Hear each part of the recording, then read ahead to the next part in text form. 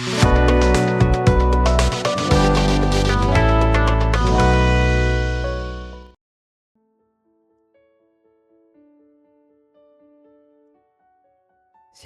selamat pagi. Kita berjumpa lagi dalam Rehat Renungan Harian Toraya edisi hari Kamis 27 Maret 2025. Kita akan belajar firman Tuhan bersama-sama, tapi sebelumnya mari kita berdoa. Bapa dalam surga, terima kasih penyertaan-Mu senantiasa kami rasakan dalam hidup kami. Tuhan sudah menjaga, melindungi kami dalam kami tidur sepanjang malam, dan kami boleh bangun di pagi hari ini Tuhan. Kami akan memulai segala kegiatan kami, tapi kami akan mendasarinya dengan belajar firman-Mu. Berkati kami semua yang belajar firman-Mu ya Tuhan. Ampuni semua salah dosa kami Tuhan. Kami berdoa dalam nama Tuhan Yesus. Amin. Bahan firman Tuhan kita hari ini dari 2 Korintus pasal 4 ayat 14 sampai pasal 5 ayat yang kelima. Karena kami tahu bahwa Ia yang telah membangkitkan Tuhan Yesus akan membangkitkan kami juga bersama-sama dengan Yesus. Dan Ia akan menghadapkan kami bersama-sama dengan kamu kepada dirinya.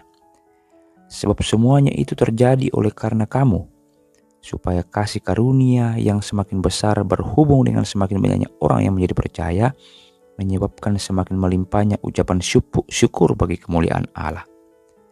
Sebab itu kami tidak tawar hati, tapi meskipun manusia lahiriah kami semakin merosot, namun manusia batinia kami dibaharui dari sehari ke sehari.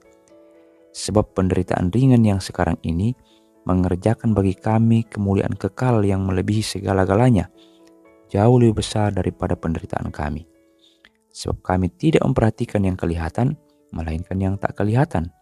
Karena yang kelihatan adalah sementara, sedangkan yang tak kelihatan adalah kekal.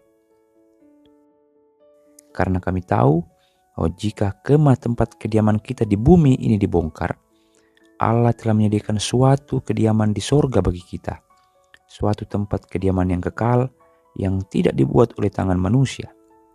Selama kita di dalam kemah ini, kita mengeluh karena kita rindu mengenakan tempat kediaman sorgawi di atas kediaman kita yang sekarang ini. Sebab dengan demikian kita berpakaian dan tidak kedapatan telanjang. Sebab selama masih diam di dalam kemah ini, kita mengeluh oleh beratnya tekanan. Karena kita mau mengenakan pakaian yang baru itu tanpa menanggalkan yang lama, supaya yang fana itu ditelan oleh hidup. Tapi Allah lah yang justru mempersiapkan kita untuk hal itu dan yang mengaruniakan roh kepada kita sebagai jaminan segala sesuatu yang telah disediakan bagi kita. Amin. Judul perenungan kita, janganlah tawar hatimu. Setiap orang bisa tawar hati, tidak peduli berapa usia orang tersebut. Tawar hati kerap membuat seseorang merasa kehilangan semangat dalam hidup. Penyebabnya bisa muncul dari perasaan tidak dihargai, diragukan, diremehkan, tidak diperhatikan, atau dikecewakan, terutama ketika kita telah berusaha memberikan yang terbaik. Jika kondisi ini tidak direspon dengan tepat, maka tawar hati akan berujung pada sikap apatis atau acuh tak acuh. Rasul Paulus juga menyadari bahwa bahaya dari tawar hati karena ia telah melewati banyak hal yang menyakitkan. Namun demikian, Paulus dikuatkan oleh keyakinan bahwa manusia batinnya selalu diperbaharui dari hari ke hari, dan kemuliaan kekal dijanjikan pada mereka yang tetap bertahan. Suka duka kehidupan membawanya pada keyakinan iman bahwa ada hal-hal yang bersifat sementara dan tidak kekal. Rasa sakit dan keluhan-keluhan akan ada akhirnya. Paulus menegaskan bahwa tawar hati bisa dihindari dengan menaruh pengharapan pada Allah yang telah mengaruniakan roh sebagai jaminan yang disediakannya bagi kita. Jika hari-hari kita terasa berat karena kondisi-kondisi yang dapat menyebabkan tawar hati, maka pesan firman Tuhan hari ini mengingatkan untuk tetap meneguhkan hati.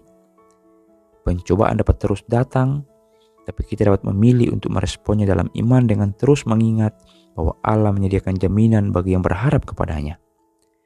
Selama kaki masih menginjak bumi, kita akan terus menjumpai kekecewaan. Namun demikian, Allah sendiri sudah menjanjikan penyertaannya melalui rohnya. Roh itulah yang akan menuntun kita terus berpaut kepada Allah, bahkan dalam kondisi-kondisi sulit. Amin. Mari kita berdoa.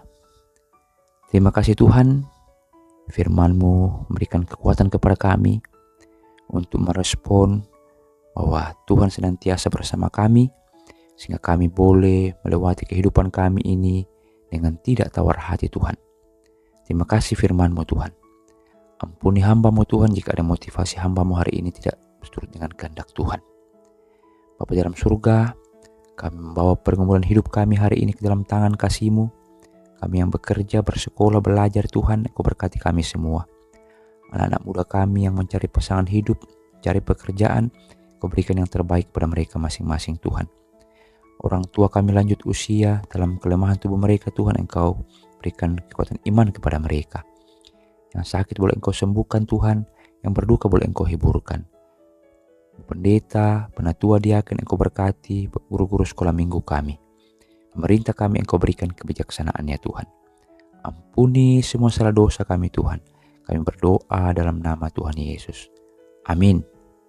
Tuhan memberkati kita selalu. Shalom.